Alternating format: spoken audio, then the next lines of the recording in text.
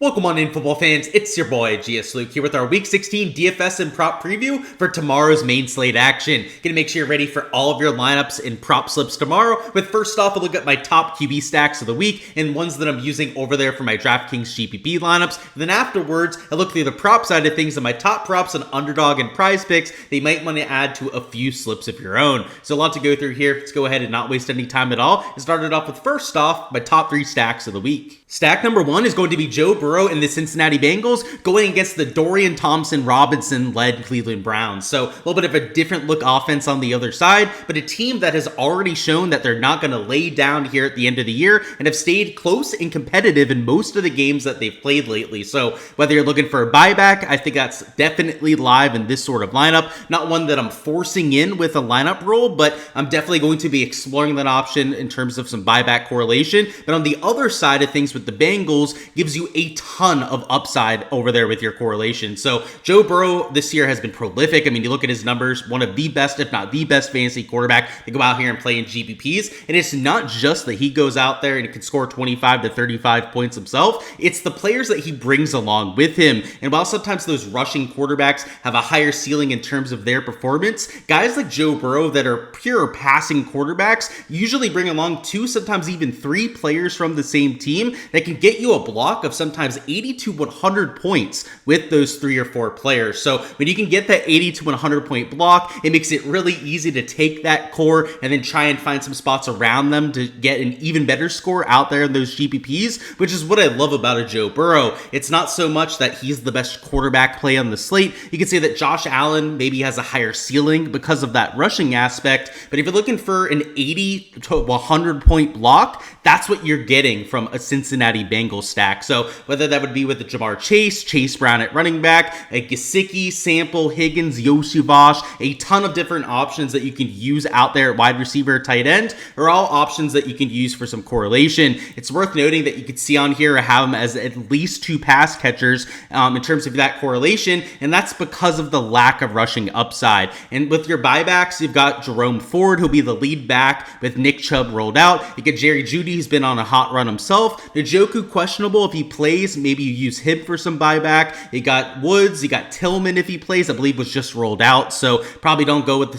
Cedric Tillman there. But guys like Moore and Akins over there at tight end if Njoku is out are all guys that you could use for some buyback correlation. Next up, we got Kyler Murray going against this Carolina Panthers defense, which is first off terrible, both against the pass and the run this year, and has been highly susceptible towards some ceiling games. And while not every quarterback has gone off against them, like guys like Patty Mahomes had a pretty average performance, you've had some quarterbacks go for 25 to 35 fantasy points. So Kyler Murray does have some rushing upside, so I do want to have at least one pass catcher along with him in every single lineup, but it's not that T plus like we had there with the Joe Burrow. When you get down here to a Kyler Murray, you're starting to get one, sometimes even two rush touchdown upside, which means you might only have to have one player out there in GPPs. In terms of a buyback, it's the same kind of thing. The Carolina Panthers are not the most efficient offense.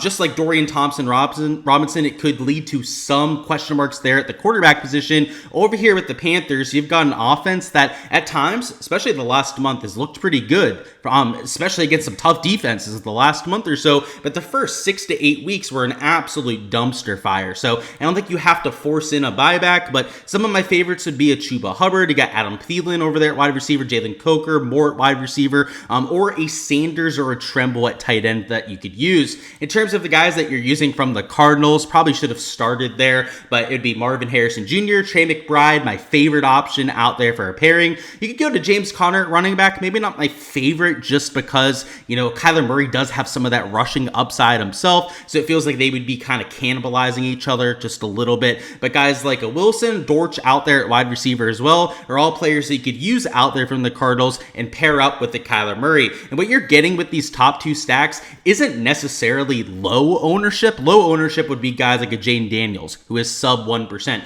Low ownership would be a Drake May or a Matthew Stafford, who you guys can see on here is about 1.2% owned. Of course, my player pool is censored over there on the right side. I've got to keep some of these behind the paywall out there for my Patreon members, but I do like to include the projections for these quarterbacks to give you some perspective. And from the ownership perspective with Burrow and a Kyler Murray, you're not getting guys that are in that low ownership range, but they're not the chalk out there for tomorrow. The guys that I would classify as the quote-unquote shock, our last quarterback you could throw into that conversation, but especially guys like an Anthony Richardson, who I have at 17.9% projected ownership, and then Michael Penix Jr., who's getting his first start of his career for the Falcons, they're at just 16.6% ownership. So there are a few quarterbacks that are getting almost all the eyes and all the attention this week, and I would argue that a Burrow, a Kyler Murray, especially against this Panthers defense, a very porous defense, but even Cleveland, they've been about an average defense this year against opposing passing attacks.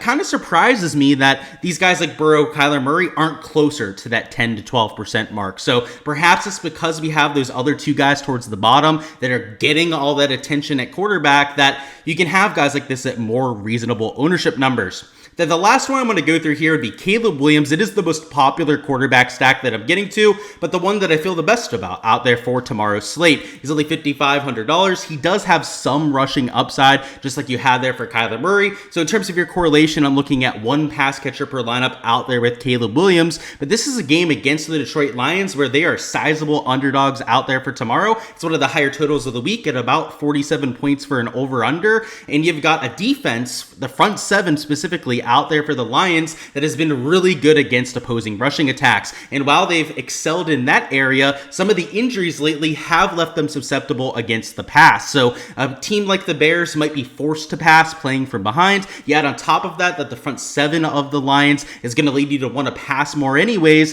is why I'd be looking for them out there in a quarterback stack. That same sort of logic, by the way, is going to be useful when we get to props here in a few minutes, so don't want to spoil things too much, but that stat, that kind of idea is going to help us out there with some profit, hopefully, on props. But out here from the DFS perspective, that's why he's popping in projections, about a 3.4x points per dollar value, and also why he's just about 9% owned as well. So I get it, a lot of players at wide receiver that you could use for some correlation. I want at least one out there in every single lineup, but two, maybe even three out there in lineups is going to be things that I'm using as well. In fact, I would say probably two players in terms of correlation is most likely going to be my most common build out there for tomorrow. But whether it's a DJ Moore, a Dunze, Keenan Allen, Cole Kmet, or a Swift over there at running back, you've got a whole lot of players that you could pair him up with. And the buybacks are another reason that I really like this game. And I guess unlike the first two stacks, it's worth noting that I do want to buy back in every lineup that I'm using Caleb Williams. So whether that's a Jahmyr Gibbs, an Amon-Ra St. Brown,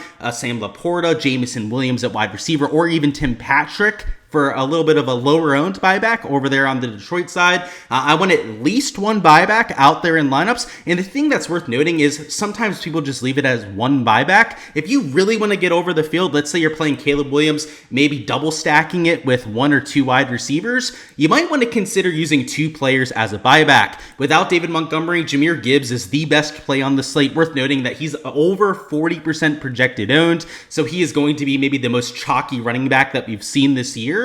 But if you use him, you could also use one of these receiving options out there as a buyback and conceivably get well over the field on this game and just make it a stand that you're getting to, because it is the highest total that we have out here on the main slate, and it seems rather predictable, right? You got a team that loves to run the ball against a team in the Bears that lets up a whole lot of rushing yards, which hint, hint, we'll be using here for props here in just a few minutes. And then on the other side of things, a team that is going to have to pass the ball. So I think that this stack is my favorite bar none this week, the one that I'm probably going to be centering a lot of my single entry lineups around. And it's going to be a lot of Caleb Williams, maybe a more Keenan Allen as that number one wide receiver, with Jahmyr Gibbs running it back. And now for the prop side of things, where I've also got a few props you want to keep an eye on out there before lock tomorrow. So it's going to be over here in this Detroit versus Chicago game, which I talked about here just a minute ago. And what I like about this game is that it feels like it has a predictable game script. The Lions should be controlling it. They're the much better team between these two, and the defensive matchups also lead to the same kind of game script. So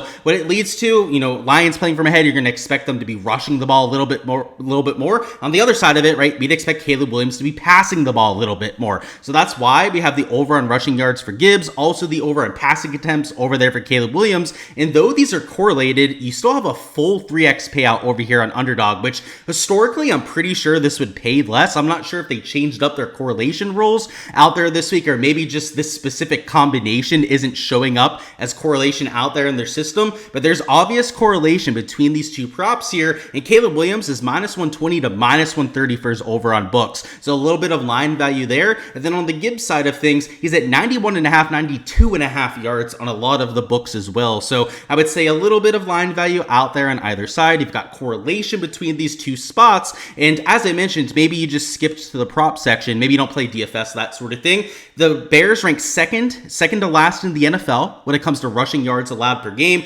Number one to last would be your Panthers. Are the worst team in the NFL at defending the run.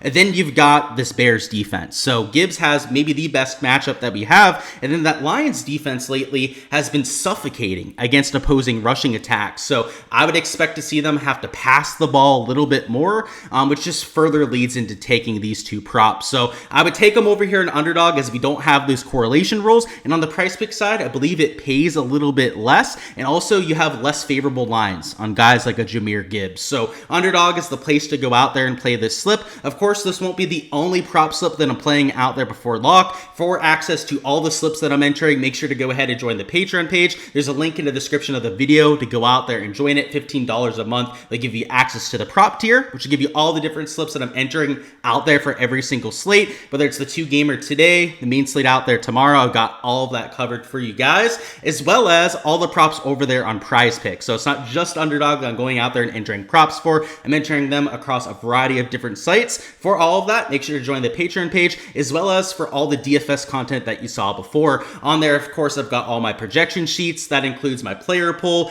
up-to-date projections for every single position. I know we went through the quarterback sheet, but they've got running back, wide receiver, tight end, and defense, of course, covered over there at the Patreon page as well. Make sure to join for all of that player pool, all of that behind-the-scenes insight, and to help support the channel as well. That's all for the Week 16 main slate. Best of luck out there with all of your exposure for tomorrow. Before you hop on out of here, go ahead and smash that like button for me, and also subscribe to the channel so you don't miss any of the content to come. That'll, of course, include our Monday Night Football preview, Thursday Night Football out there for next week. I believe you have a special Christmas slate, so we'll be touching on all that content as well. Make sure you're subscribed so you don't miss any of that when it drops. Let's go out there and kill our exposure for tomorrow. Whether it's in GPPs, I want to see a few of you guys take down some contests. On the prop side of things, hopefully we cash out on that prop slip. Make sure to join the Patreon page to go out there, get all of that content before lock tomorrow, and go ahead and comment down below as well who you've got as your top scorer on the slate. If you guys can give me the top Draftkings scorer out there for tomorrow's games, you will win a free month access to my Patreon page. So go ahead, claim your player down below. No guess for the score. I'll just be the top scorer out there on the slate. And if you end up getting that player first, you will win a free month access to the Patreon. So I know a lot of you out there probably want to see what the Patreon's all about. That's the best way to go out there and get that access to it. So go ahead, claim your player down below, and best of luck out there with all your exposure for Sunday.